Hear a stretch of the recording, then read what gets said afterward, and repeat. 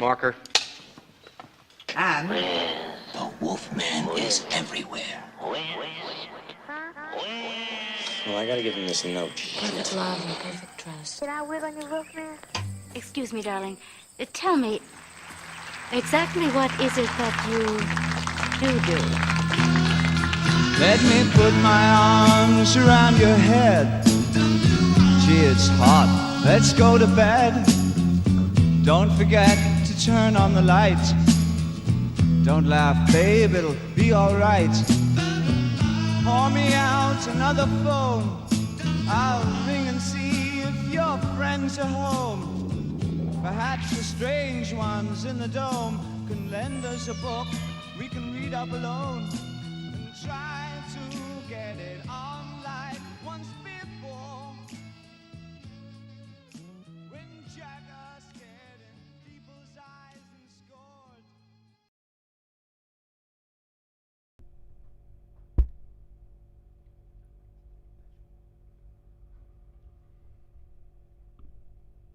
Hello.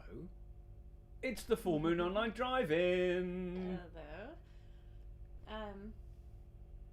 Hello, and welcome to all entities in all directions and dimensions.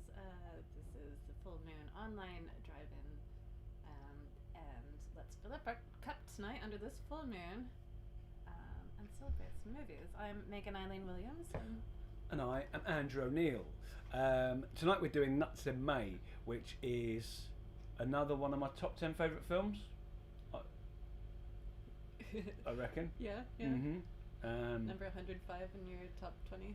Yeah, it's getting quite crowded now. It's quite crowded. I think only of the films we've done, I think Spinal Tap and The Wicker Man would be in my top 10 out of the ones we've done so far. Top 3? What are my top 3? Yeah, sure. Yeah. Goodfellas, Monty Python and the Holy Grail, and it's something else. I don't know. To be decided. To be continued. I'll decide. Spaceballs. Yes, probably a Space Jam. Space Jam. So yes, the Full Moon Online Drive-In is. If you've not joined us before, it's a monthly show. What do I mean by that, Megan? That it's monthly, I believe. I think is what you mean.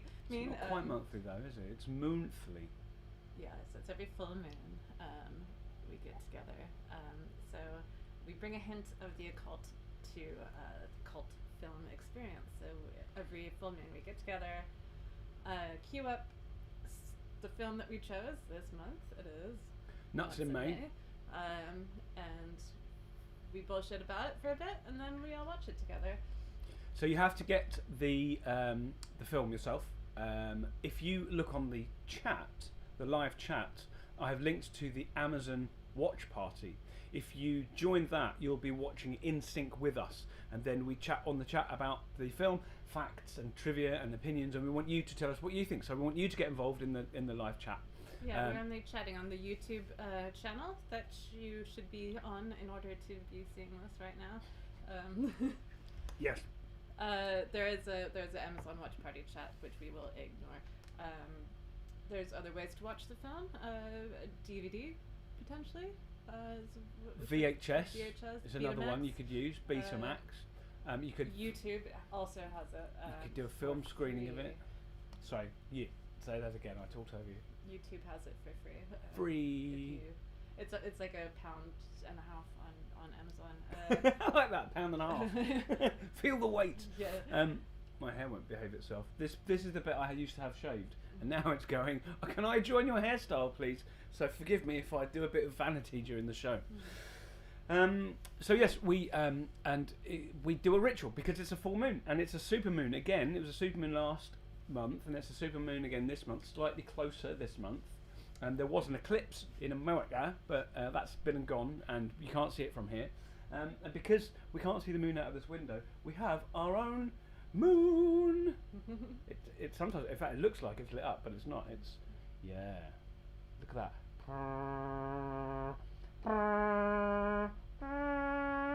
That's quite effective when it's not lit up, actually, isn't it? So what we're going to ask you to do is pour a drink and put it underneath the light. I mean, it's light outside anyway, but under the light of the full moon. Today we're going to drink a £5 bottle of fair trade Shiraz stroke Malbec. I've never ever had a mixed wine before, but let's give it a go and hopefully it's all right. It's red. That's the correct colour of wine.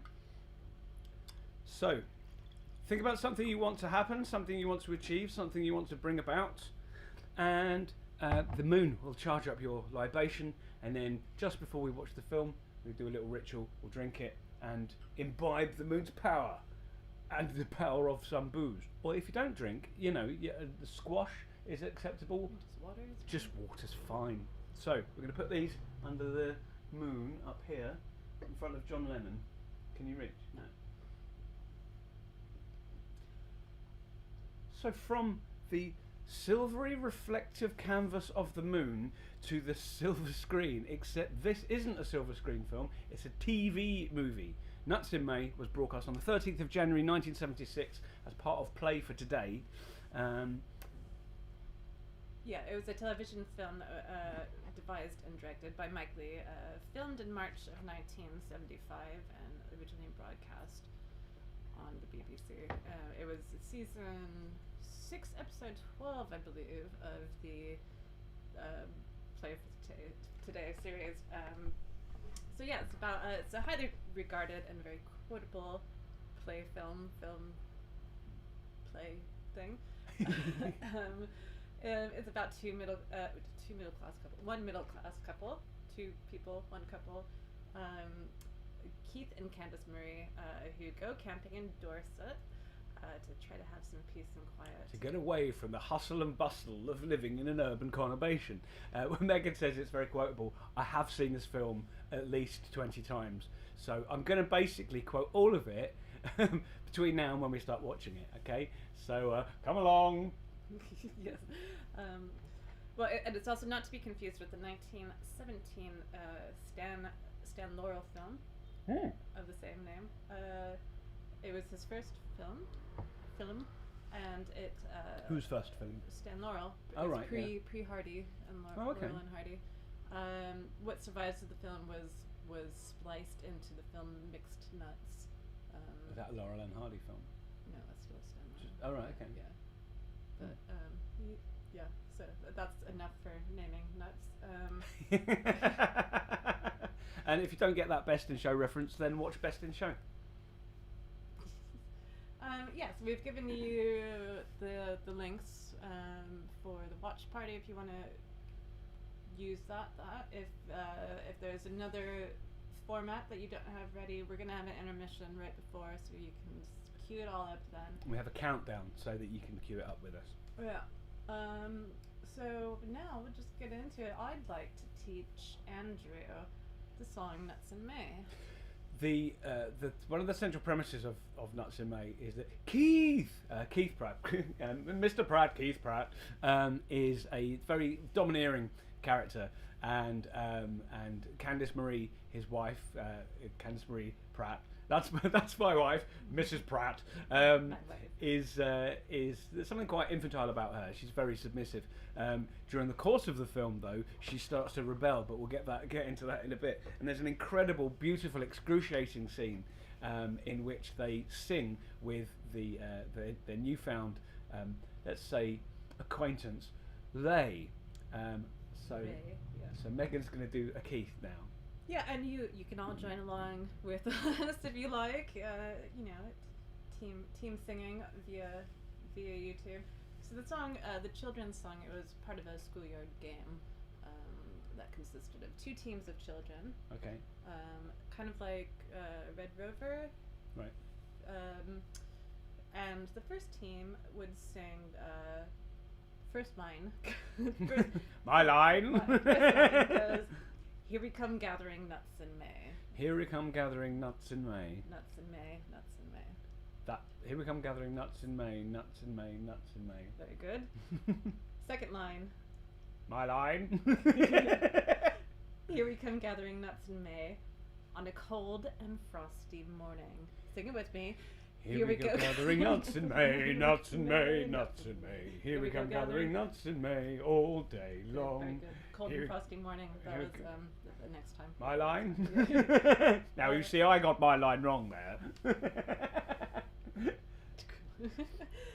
Yes, basically it would be like they'd sing at each other, kids, and then they'd say who are we gonna have pick up the nuts, and then the other team says they each nominate somebody, and then they go to the center and like fight for the nuts, and then Of course, it's all Xbox now, isn't it? So oh gosh, where did I have oh no, that's if AI has a slightly different version of this, I can't wait for you to all to hear. Oh, you've put the AI version of the song Nuts in May into. Oh, AI's done it all. They know. They Oh, really? Yeah, AI has decided that it's a medieval thing, which it could possibly Okay. be derived from as well, but that's it. Yes. Cool. So, unlike most of the films we cover, the Full Moon Online Drive-In, Nuts and May is a TV movie, and as such, it doesn't just have a release year; it has a release day and time. So it was Tuesday, and it's quite a Tuesday film. It feels like a Tuesday film. Tuesday, the 13th of January, 1976. There's an online resource of the archive of the Radio Times.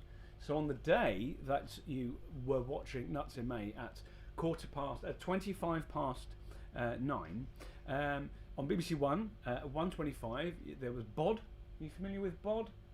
It's a delightful animation. At 2 p.m, You and Me, dun dun dun dun dun dun dun dun. You and me and you, lots and lots for us to do, lots and lots for us to see. Me and you and me and me and me, dun dun dun dun dun. And that was two puppets that had like a puppet head, and then like a bit like the Muppets, like one hand. You know that awkward, like there's a head and then there's a hand that's got like a long sort of sleeve attached to the body. You see, you know that sort of puppet. Is it a stick for the other hand? No, I think it's a real hand, but it's just the way they and they talk like that. And loads of kids stuff. 4:25, Jack and Ori, of course, children's BBC. Star Trek, the cartoon was on that day. 4:25 p.m. Jack and Ori. Oh, I thought it was 9:25. No, 9:25 was when Nuts and May was on. Oh, what are you saying now then? It's the other things that were on that day. The whole day. Oh, Yeah. Okay. Right. Star Trek, the animated series with the incredible, highly stylized sort of half faces. John Craver's News Round. 5:15, Rent a Ghost. This is 1976 was great for kids telly. Paddington. And then a few other bits and pieces of programs. At 6:50 p.m, Are You Being Served? Yeah. At 7:20, The Ellery Queen Whodunit, The Adventure of the 12th Floor Express, which is a solve it yourself mystery series. I've never heard of that before. Sounds good. At 8:10, Warship, a Royal Navy drama series. Then the 9 o'clock news. Then you would have watched on BBC One the Play for Today. Oh, a worthy thing. Oh, well, that's probably. Will it be serious? Will it be about miners' strikes? No, it's about a middle-class couple from Huge Croydon strikes. getting annoyed at the working class. But here's the thing. If I had been alive in January, neither of us were. Well, you were you'd have been. Not in January, no. No, you weren't. You're November 76, aren't you? So yeah, so you weren't. Neither of us were even conceived at this point. Had we been watching and available, we wouldn't have watched BBC One, because you know what was on BBC Two at 9 p.m. So the cooler. Bloody Kids. 40 Towers. Oh, nice. Yeah. The Builders episode. So I wouldn't have watched. I wouldn't have watched Play for Today, or maybe I'd have caught the end. I'd have missed the beautiful beginning. So that's what else was on television. Tough. Yeah. And the format for what else was on television, I have stolen entirely from the Doctor Who podcast. That's what's name has just jumped out of my head. Hang on, I have to look at the podcast on my phone. I'll remember it in a minute. It's a really, really good Doctor Who podcast, and in crediting them, I have forgotten what it's called. Wheezing Groaning Sound, that's it. The best podcast on Doctor Who. So, and the Radio Times format is from them. So, shall I talk about Mike Lee? Yep. If you tuned into the very first Full Moon Online Drive-In, you would have seen our correspondent Tom Tuck talking about Mike Leigh when we were in fact doing the film Do the Right Thing by Spike Lee. There's a Public Enemy song called Burn Hollywood Burn that has the line, so let's make our own movies like Spike Lee, which I like to middle classify and say let's make our own movies like Mike Leigh. Mike Leigh's one of my favourite directors. Several of my favourite films are his. I think his best film is Nuts in May, but Naked is incredible, brutal, coruscating piece of character study. That was 1993, but he did Meantime. He did High Hopes, which is genuinely beautiful, set around King's Cross and York Way, and buildings that have all been demolished now. Life is Sweet, Secrets and Lies. Secrets and Lies won an Oscar, I think maybe more than one Oscar. It was nominated for Best Film, and I think it won Best Actress, I think. All the way up to Mr. Turner and Peter Lou, Another Year. And he works with a lot of the same actors. Partly because the people he trusts, a lot of directors do that. But Mike Leigh's method is to build the story out of improvisation. So he gets a group of actors together and they just work out what their characters are going to be and work out what the story will be. No one knows what film they're going to make when they go in, apart from presumably Mr. Turner, which is about JMW Turner and Peter Luke, but I don't really know how those ones worked. But so it's born out of improvisation, and I think that's what makes Nuts in May so dense and beautiful and fun. Like Spinal Tap, you can keep going back and noticing new things. Yeah. And I think it's just because so many different people are offering their artistic ideas that you don't. If it's just one writer, one like an auteur director, you'll notice it sort of your eye will be drawn to what it's supposed to be each time, like one thing. Yeah, you're getting multiple viewpoints, I suppose. Yeah. Yeah. So basically, any film by Mike Leigh is worth checking out. Very particularly Naked, particularly if, like me, you're nostalgic for the sort of lost seediness of Soho, because it's all based around there. Nuts in May was, I think, his second play for today. He did quite a few of them. He was also working in theatre before he did this. Where did I put my phone? Dave Johns, the comedian who's in I, Daniel Blake, now an actor, told me on Facebook, apart from saying I did a film, which he's very fond of saying, because he does films and he's very, very good. He worked with Alison Steadman, and she said that Mike Leigh sent them out in character. They sent, so her and Roger Sloman, who's the actor that plays Keith, sent them out on day trips, playing Keith and Candice Marie and interacting with people, and then recording how people interacted with them and things that kind of, so what you see in this glorious 80 minutes is like a really, really long gestation period. And if you said that it was filmed in March '75, that's So the characters of Keith and Candice Marie, they actually originated from a previous stage play called Wholesome Glory. Wholesome Glory, okay. Yeah. So these were kind of pre-formed characters already, and they got the idea. Do you know the plot of Wholesome Glory? I do not know. Okay.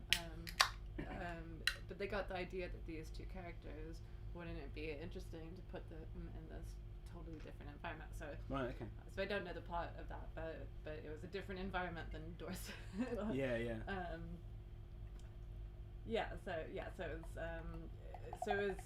It was an initial collaboration with Lee and Roger Sloman and Alison Steadman, who's the wife and the husband and wife, long-time collaborator. So they have had this kind of chemistry already working together. All three of them actually.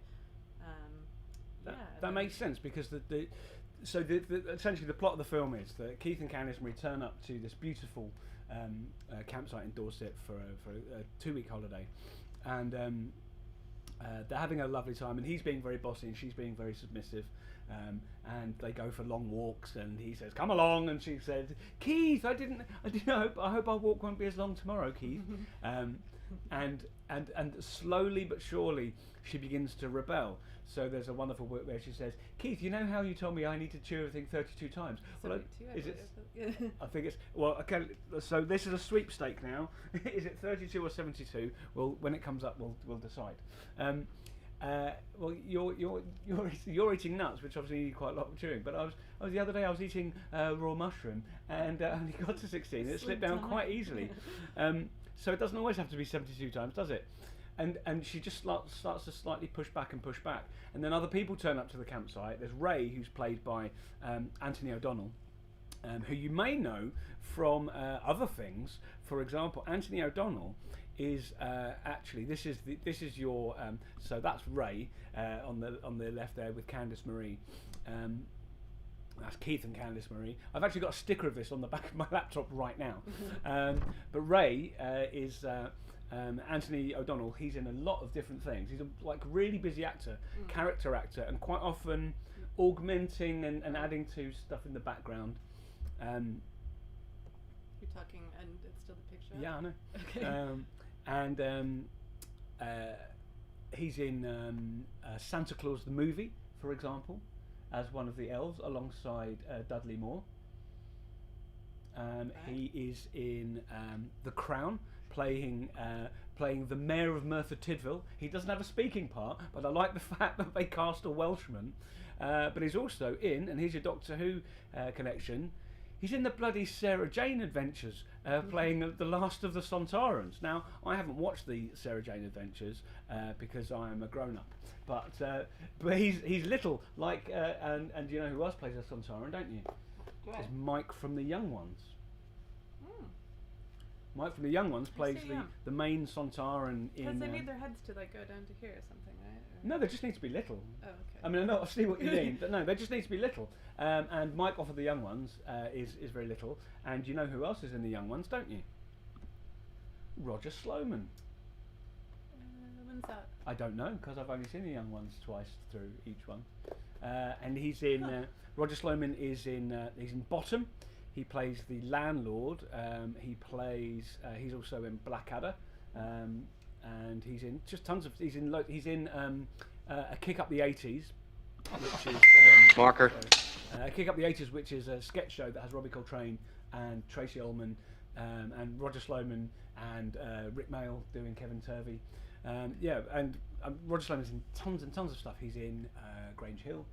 He's in... absolutely. And then obviously Alison Steadman is in every film ever. Yeah. Everyone. So I have an Alison Steadman story. I saw Alison's... Now, I'm quite a fan of the hit and run celebrity compliment. I'm well aware when I'm talking to somebody I admire that that I am not as interesting to them as they are to me. So when I meet my heroes, I tend to give them a pre-prepared speech, unroll a scroll, and hello Eleazar, here's what I like about you. Goodbye. I saw Alison Steadman on Charing Cross Road. She was crossing the road towards me. I saw her. She saw me. She saw me see her. And as we passed, I said, "Nuts in May's the high point of human civilization." And she said, "Oh, thank you." And we were parted. So, and much as so, I met Roger Daltrey in Camden. Mm-hmm. Did you say the same thing? No. Yes, I said nuts in May. That's what I say to everybody. I told Eddie Izzard, "Nuts in May's the high point of civilization." Person at Tesco as well. Yeah, I did, yeah. I just say it all the time. I'm like a stopped clock, basically. Every now and then I'll meet someone who's in Nuts in May and I'll tell them. I saw Roger Daltrey in Camden, and I saw him, and he saw me, and he saw me see him, and I went, "Love your work, mate." And he went, "Thanks, mate." And we were done. Because what are we going to fucking talk about? He's a trout fisherman, a trout farmer, which just sounds like a euphemism. I just go for the salute generally. Oh, I saw Vic. So I've met and had a really lovely, really long chat with Vic Reeves because I went to the film. So this is just tonight's FMOD is about when Andrew met famous people. Is it really? Yeah, no, it's in the notes. It's in the notes. Yeah. Right. I went to the screening of a recording of House of Fools, and I wore my patch denim jacket because I knew that Vic was an old metalhead, really loves and punk, so the patch denim, and it worked. And he sort of started talking about my jacket, then I subsequently saw him in St Pancras Station, and it had been so long since that meeting, he wouldn't have remembered me, and I wouldn't want to go, "Hi, do you remember?" You know. So I just went, and he went. It was really nice. It was just like this really sort of, and then we sort of parted ways. So that is how you. So if I ever become properly famous, like not the people occasionally accuse me of being famous, which is very funny. Hello, 20 people on YouTube. Yeah, when if you ever just that the salute, the Megan salute, or that, or love your work, and then Then But don't do the like. Don't the do LA, all of them at once. Or or the like LA like karma namaste thing. Oh, who does that? Everybody in LA. Oh. What, when they see famous people? No, anybody. Just Ugh. when you get your latte. No, thank you. Keep your fucking latte. Thank you for the compliment. Yeah. Well, yeah. So now, yeah. We don't do that. So Keith played. So Keith and Candice Marie are attempting to have a lovely holiday. Ray, played by Anthony O'Donnell, turns up with his transistor radio, listening to Radio 1. I want to know what the songs are actually. Yeah. If when you're watching it, if you know what the songs are, let us know. They sound Beatles-ish, but It sounds derivative Beatles. Yeah. Doesn't it? Yeah. I can see the face of the DJ, but I can't remember his name. But and Keith tells him to keep the noise down, and then he doesn't. And then Candice Marie just fucking twists the knife and goes, "Do you know, Keith? If this racket goes on, it's going to ruin my holiday." and she's making him go and do the thing. So my favourite line. My favourite line is the one that starts at the beginning of the film and ends at the fucking end of the film. But I don't know how you can sit there reading books, Keith. The way she pluralises book. Sit there reading books, Keith, with all this racket going on. And then Honky and Finger turn up, played by Sheila Kelly and Stephen Bill, who were a real life couple at this point. Oh, were they? Yeah. Sheila Kelly went on to do quite a few different bits and bobs. Stephen Bill, I think, stayed mainly in the theatre, and they're a Brummie couple who are so 70s it's unreal. He's got this massive sort of ginger hair and a sort of suit with flares, and she's wearing like a biker jacket with Honky on the back and massive Stack Hill white boots on the back of a motorbike. It's absolutely fucking amazing. And they bring their army tent. Now it's great. It's an army tent. This one, and they're just really loud. And all of a sudden, these two worlds are clashing. So there's collide. There's Keith and Candice Marie who are from Croydon, but they somehow have like a sense of ownership of the countryside, despite the fact that they live in the suburb of London. And there's a wonderful bit. Nearly all of Mike Leigh's stuff is predominantly about class, about the clashing of classes, and about how people shift about within their class. And there's just an amazing bit where they're arguing through the this is a tent, the walls of the tent are thin, I can hear everything you're saying. And Finger goes, get back to bed. And at this one bit, Keith shows his snobbishness and goes, and you get back to your tenements, which for the Americans is a working class housing. Yes, I could literally begin with the beginning and quote it all the way to the end, but that would be a terrible waste of everybody's time. Yeah. So Leah said that his intention with Nuts in May was to produce an urban drama in a rural setting. Oh, nice. That makes perfect sense. So he wanted to contrast the characters from numerous walks of life attempting to inhabit a particular space, like you would in a small. Like you'd have to if you lived kitchen together, yeah, in a right. house sort of area, yeah, council estate sort of thing. So it was used as a springboard for the purposes of discussing more universal themes or ideas, not necessarily related to plot. And the characters are it is a character study. They're quite brilliantly devised. They're all 3D characters, aren't they? They're all really, really well drawn. The relationships between all of them.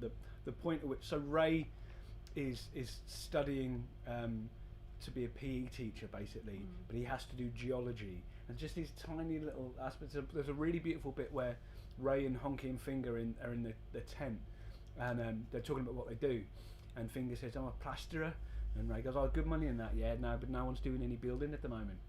And then he says, what about you, to Finger? He goes, oh, working in office.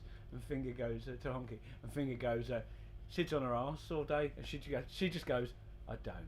And there's just this really, really subtle, really underplayed, like, he doesn't get that her job is a real job just as much as his sort of thing, but it's like that kind of blue collar, white collar it's every relationship, every interaction has some sort of tension, like between Keith and the farmer, where they're trying to get unpasteurized milk, and the farmer's going. He says, "Well, do you?" Guy as well. Oh yes, yeah, and Keith has this notion that he somehow belongs in this environment, but when he meets people who work in that environment, oh, do you hear that? It's building a lovely little post office. There's immediately patronising, and he says to the farmer, do you drink unpasteurised milk? And he goes, well, yeah, I do. And the farmer, by the way, is played by Matthew Guinness, who was the only child of Alec Guinness. There are 3 of them, and Aileen. Yeah, it's every interaction, every relationship, and then with most Mike Leigh films, there's a blow up. There's like kind of catharsis, and this happens when Candice Marie is undermining Keith, and she decides to go over and speak to Ray, and Keith hates the fact that she's talking to Ray, and then he has a go at he loses his temper and shouts at him, and then she forces him to bring Ray over to have a cup of tea and have their picture taken. And there's this excruciating scene with the singing and the photograph and asking if you eat meat and the amazing line, "I love meat, it's great." And it builds and builds, and Candice Marie's rebellion builds up to the point where Keith basically loses it, picks a fight with Finger, and then runs off crying. I was only trying to help you for your own sake. Yeah, I think and each character, I think, and this is true with a lot of Mike Leigh films, that each character is uncomfortably identifiable. Definitely. It's that part of you, perhaps each one. They're not unsympathetic. They're not sympathetic either. It's just sort of really familiar and probably a slightly uncomfortable way. But that's that proper 3D thing. If they were just avatars of a personality type, that they wouldn't be real. But the fact that they do have good points and bad points, the fact that they Keith and Candice Marie's relationship is sort of oddly quite tender at times. Kiss Prudence, and they seem so locked together. What are we having tomorrow? Raw mushrooms. Oh, my favourite. And there's something quite beautiful about the way they seem to have found each other. But she doesn't quite fit the model of what he wants, and so that tension builds. With nearly all Mike Leigh films, there's a blow up, there's an argument, or there's a nervous breakdown, and then afterwards things are different. Not necessarily better, not necessarily worse, they're just different, and it's true of this. At the end of the film, Keith and Candice Marie leave the campsite and they find somewhere else to camp. It turns out the farmer they were trying to buy milk from lets them camp in their field, and Candice Marie writes a new song, and it's like their life is going to continue, and sort of, my question, we were talking about it last night, was do you think Keith and Candice Marie will stay together? Or do you think that rebellion will kind of grow inside her? Will Honky and Finger split up because of this white collar, blue collar thing? Will Ray become? Will he find a partner because he hasn't got one in this? Yeah. I think Keith slowly becomes less secure. He's emasculated kind of towards it slowly, very subtly and slowly towards the film, throughout the film. At the very ending is slightly different than what Mike Leigh wanted, which would have been probably a much more obvious idea of this. But what did he want? He wanted the end of the last scene to be atop the enormous phallic erection of the Cern Abbas giant. Huge chalk outline of a man with a big dick. What they do, because Keith and Candice Marie's relationship seems to be asexual, separate sleeping bags, kiss Prudence, a little rabbit, before they go to sleep, and contrasted what is in the film. Contrasted with that is the farmer talking to obviously his girlfriend, and they're talking about like having a roll in the hay and very fertile, and so there is a kind of like not alpha male, but a sort of. It starts with the police stop and then. Oh yes, yeah. Keith, that's right. Yeah, Keith massively undermined by a copper pulling him over and again unsettling him. And he does the bit where he asks him what his registration is, and he just says it really, really quickly. Oh yeah. It's all memorized. Yeah, he's got it. He knows it. So I did a trip many moons ago. Around where this was filmed. I went past the campsite it was filmed. I went to Corfe Castle, and I also slept camped next to and swam in Stair Hole, which you will see later in the film. You're standing on sedimentary limestone. It's been folded. That's just literally. I can't hear you. Can't hear you. That's right next to that. So, what else are we going to talk about? We've done the cast stuff. We've done Mike Lee. There's this. I mean, you've talked quite a lot about a lot of. I mean, I think every bit is your favourite bit. But it's one of those films that there's no fat on it, and even the bits that are a bit like the bit with the copper pulling them over, it feels an odd place in the narrative to do that. But I think as like what you're saying about undermining Keith's authority in this kind of masculinity, does make perfect sense. It's 80. I can't believe it's 80 minutes long. I can't believe it's as long as 80 minutes because it seems to go by so quickly because everything's in its place. And yeah, I mean, it's as you will see, it's completely fucking beautiful. It's often compared with Abigail's Party, which is another Mike Lee TV play. Alison Steadman's also in that playing Beverly. It couldn't be a more different character. Yeah, so that came out about a year later, and it is essentially every meetup you're going to have with anybody post-lockdown that is 4 or more people. It's the most cringy, awkward, uncomfortable. I've got a mew.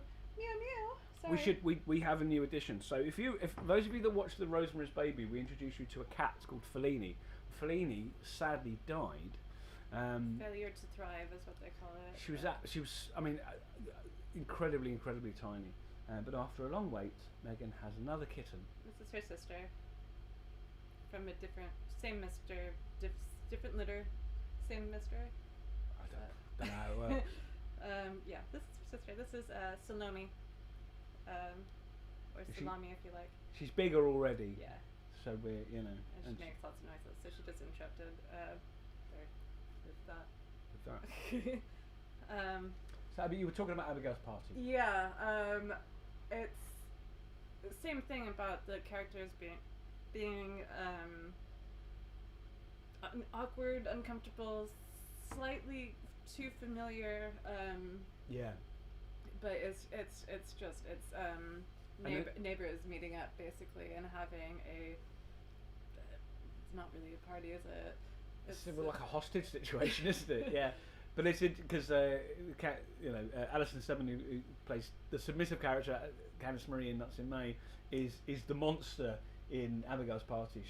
Beverly is the. She's got this wonderful, strange body language. I think because her tits are so sort of sculpted in her dress, and I think her nails are supposed to be drying. That every movement is like she bends. She doesn't bend over, or move her head really ever. Yeah, like a velociraptor. Yeah. It's bizarre, but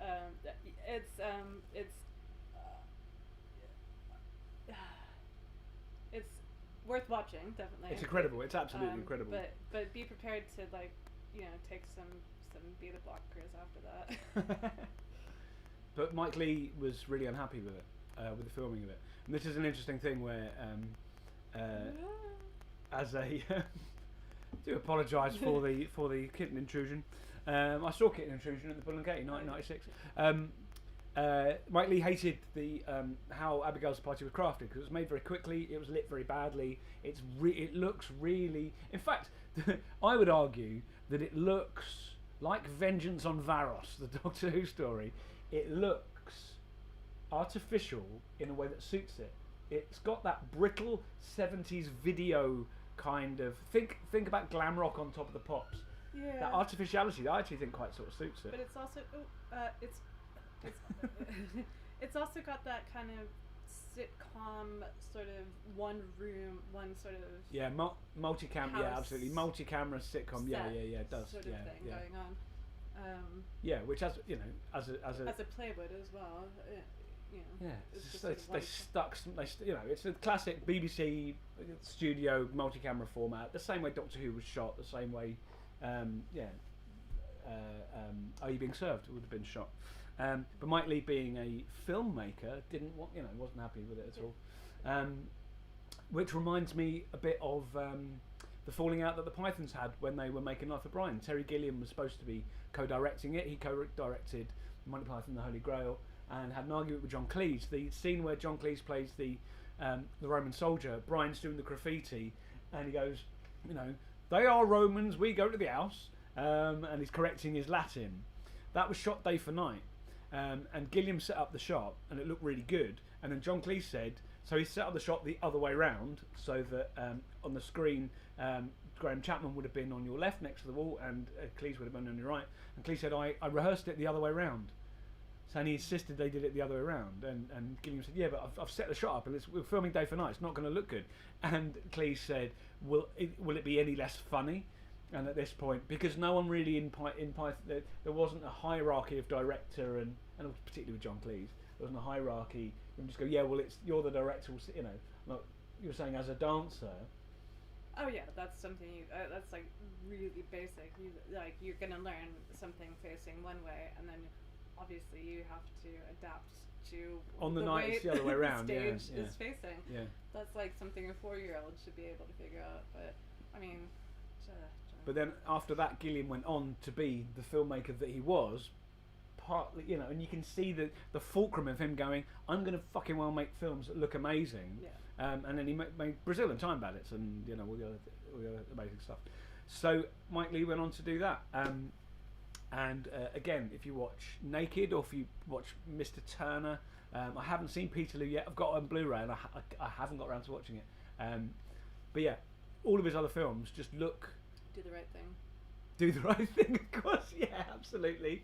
Yes, Summer of Sam, etc., etc.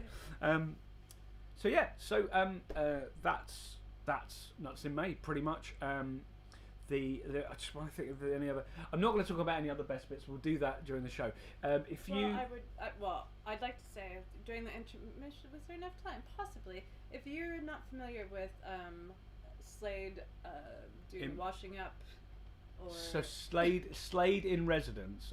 This is a really beautiful conversation we had. So Slade in Residence, the Vic and Bob, the Smell of Reason Mortimer sketch. Megan hadn't seen the one in the second series, which is Slade on Holiday, where they're all camping.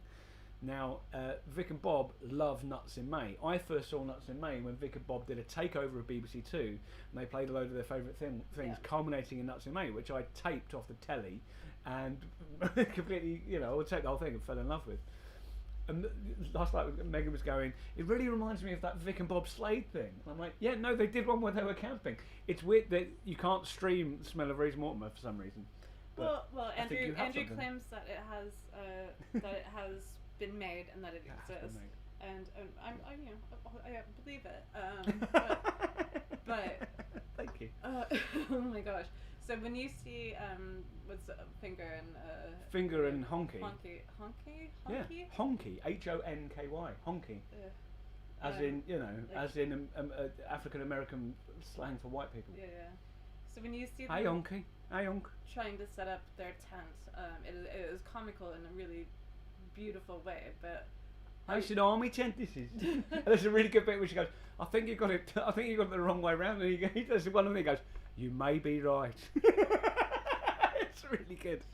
But yeah, if you picture that as Slade performing those acts, I guess it is an extra level for what Vic and Bob have already done apparently. But yeah, they literally did it. So we're gonna have an interval now. So go and get yourselves a drink, go to the loo, that sort of thing. Then we're going to have Will Seaward reads an AI description of Nuts in May, which apparently is a particularly good one. And I'll just warn you now, if you've not seen Nuts in May before, it's going to get in your head. I think about Nuts in May probably 2 out of any given 3 days. So it lives permanently in my head.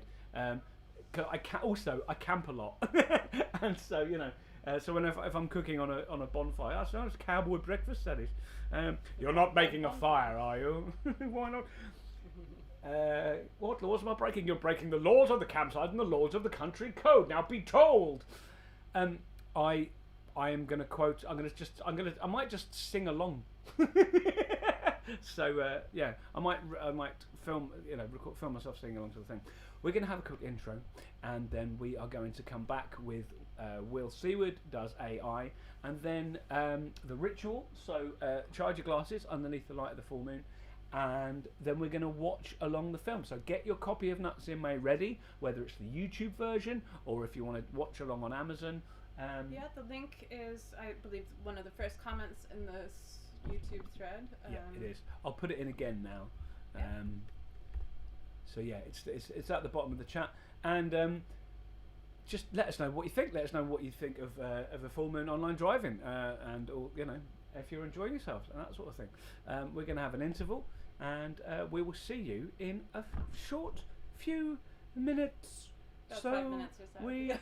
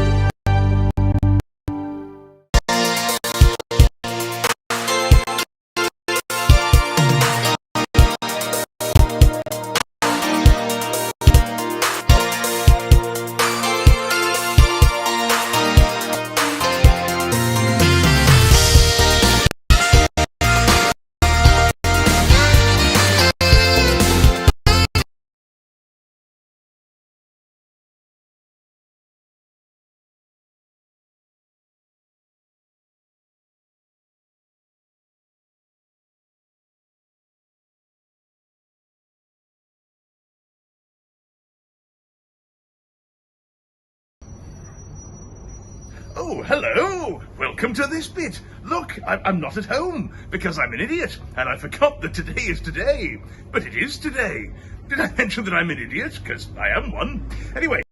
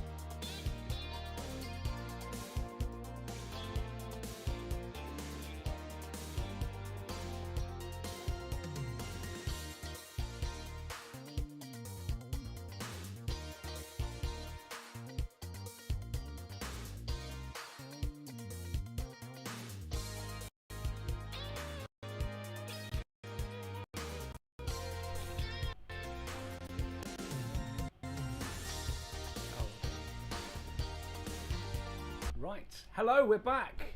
You had a little bit of Will upside down there. I need to just make sure that this is working. Oh, hello! Welcome to this bit. Look, I'm not at home because I'm an idiot and I forgot that today is today. But it is today. For some reason, Will is going to be upside down, and I don't know how to fix that. Let's have a go. Oh, hello! Welcome to this bit. Look, I'm not at home because I'm an idiot and I forgot that today is... The trouble is, we can't do the intermission as well as getting... So we got Will late, so I'm going to do that and then that. Oh, hello! And then that. Hello, we're back. And then I'm going to add him here. So add, and then do that. And then I'm going to add the media source. There we go, it's called media source. And then I'm going to find the clip in the thing. I hope you're enjoying this at home. And then we're going to put that in there. Okay. And there he is. Yeah, he's upside down. Oh, hello! Welcome to... You can't rotate it. I don't know, that's funny. Come on, rotate it. No. Oh, hello! Welcome to this bit. Look, I'm not at home because I... Yeah, Will is going to be upside down. So, enjoy. Imagine that we've put Will upside down on purpose because it suits the way in which Mike Lee inverts normal social things. Yeah. Okay. So here is Will Seward with his reading of AI description of Nuts in Me. Oh, hello! Welcome to this bit. Look, I'm not at home because I'm an idiot and I forgot that today is today. But it is today. Did I mention that I'm an idiot? Because I am one. Anyway, here's what AI minds made of Nuts in May. Now, interesting one this. I haven't actually seen Nuts in May, so as far as I'm aware, everything here could be true. But I'd be amazed if it is, because this one seems to have... Oh, hello! Welcome to this bit. Look, I'm not at home because I'm an idiot and I forgot that today is today. But it is today. Did I mention that I'm an idiot? Because I am one. Anyway, here's what AI minds made of Nuts in May. Now, interesting one this. I haven't actually seen Nuts in May, so as far as I'm aware, everything here could be true. But I'd be amazed if it is, because this one seems to have inspired the robots to write kind of James Joyce, Virginia Woolf-esque stream of consciousness piece of wonderful poetry. So I'll just launch straight in. Good luck, everybody. I went here on a cold, frosty morning in May to collect nuts. And I will have Maisie's nuts for May. I will have her nuts and behave with her and have them all for the nuts in May. I'm not sure what to do. M is for sure that you all came here in the cold and on the frostiest morning, picking nuts in May. You will have all the maize plants and behave with them and have them all for the maize plants. Isn't it beautiful? The song, it continues, dates back to the Middle Ages, when the collection of maize flowers was widespread. I don't think this can be about the film. But the exact date of the children who went out together... Do children have a date? Went out together around maize flowers is rather unclear, because it doesn't exist. It seems to be connected with an old pagan ritual that is supposed to welcome the new summer. The pagans thought hawthorn protected... What has this to do with anything? The pagans thought hawthorn protected them from being enchanted by evil fairies and falling ill, and there was even a Puritan who tried to curb such beliefs by hacking off the holy thorn at Glastonbury. Some locals were kind enough to anticipate his actions and took cuttings that could keep them well away from his attention. Again, if the film is about this, I shall be astonished. May was, all capital letters, was conceived for Mike Lee and the cast to perform an improvisation, which he observed and used as the basis for the script. Candice Marie is a dim light bulb who works in a toy shop. She's a dim light. She might be. Writes bad poems and plays folk songs, accompanied by Keith's banjo. Keith is the stuffy British pseudo-intellectual who was and has been a hippie. Was and has been. I should be using that myself. The good play falls apart quickly, and he runs off crying like a little girl. English countryside is launched into poetry again, surrounded by teenage boys, and it is interwoven in the simplest and simplest way with the music of Rose's favourite composer, Elgar, making a beguiling brew. To initiate this journey into the wilderness through the slow dismantling of social barriers is a feeling of revived spring, which is also implied by the unusual title, taken from the nursery rhyme of the same name. I think at this point it is talking about the film, but I just don't know.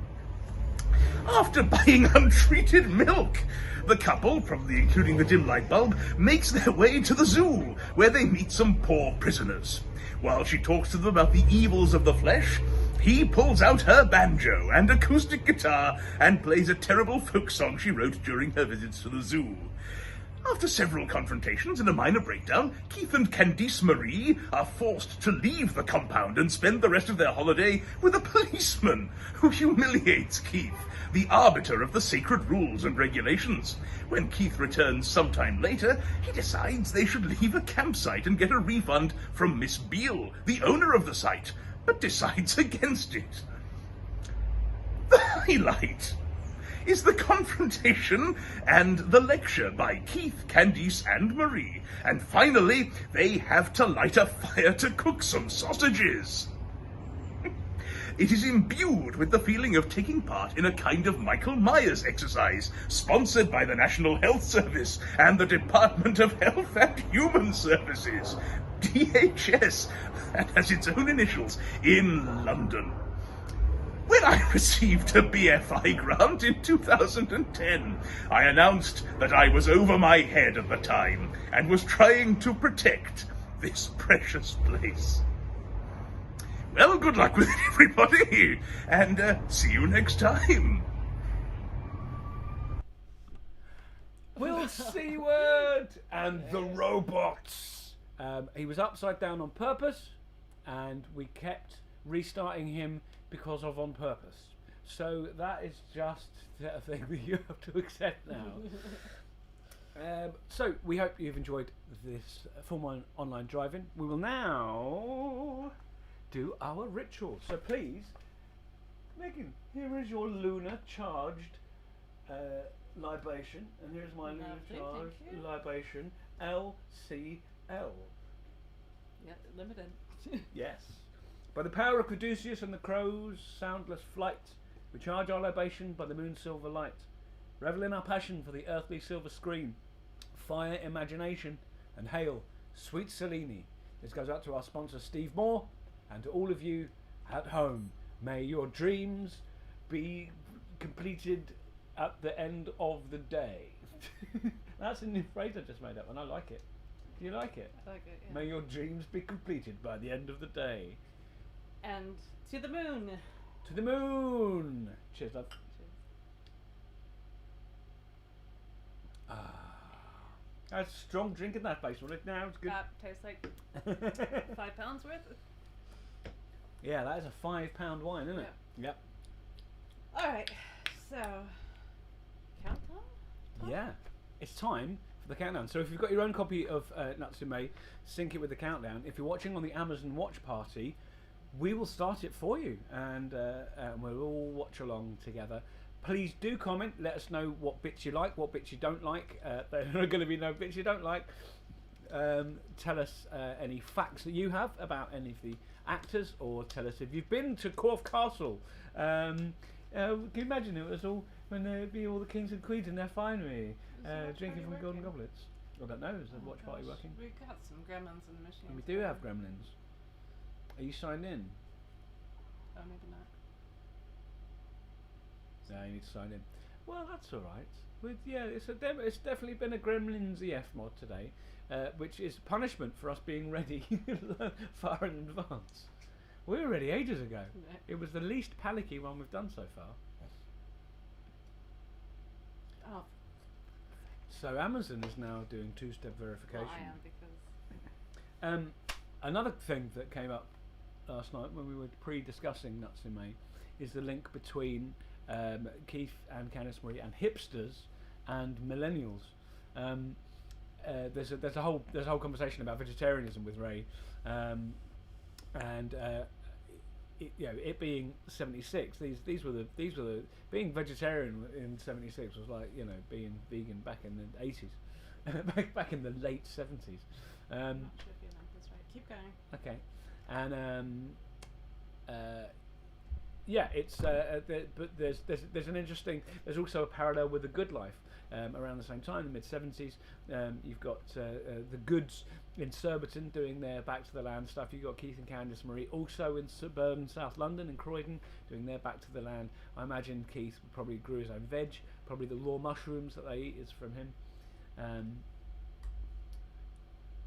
Your link isn't right. Oh, okay. That That's what- you put in YouTube. Did you okay. grab it from the document? I will grab it from the document. So I'm going to send you another link, everybody. So from the there and the there. Bear with us and we will have the thing. No, I took it from the messenger. Okay, yeah, that's. Right. Where's my drive? This is almost like watching Abigail's party.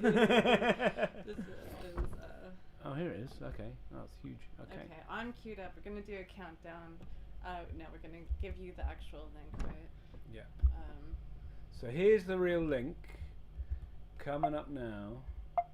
if you're on Telegram, which I'm the one who puts links up on that, then you've got the right link there as well. And if you're not on Telegram but you want to get on Telegram, here is the where is it? Here is the Telegram. You can use your QR code reader, and that will get you onto the Telegram. Okay, that has worked, has it? No, create a watch party. Have you Has that put done the the same link thing? in? Yeah, I copied it from here. Look, Wait, copy link. yeah, Yeah, yeah. and then I put it in, and then Put it in where? into the chat. Have you put it in the browser? Already? There. So I'm going there from the chat. Prime Video Watch Party. Watch Party unavailable. You're not in Chrome, or are you in Chrome? No, I'm not in Chrome. Does it only work in Chrome? Yeah, apparently you have to be in Chrome. Oh. Because- Really? Yeah, I guess. I don't know. Anyway, doesn't matter. Well, If you've got the link that Andrew just put in, or if you're on Telegram and you have the link, then join us there. If you don't, just press play when the countdown happens. And I don't know what the Let's try camera's it. looking at right now. Is it just a Telegram? yeah, So it's let's the just play the Telegraph. countdown, please. Let's just try that. Okay. Well, here is the.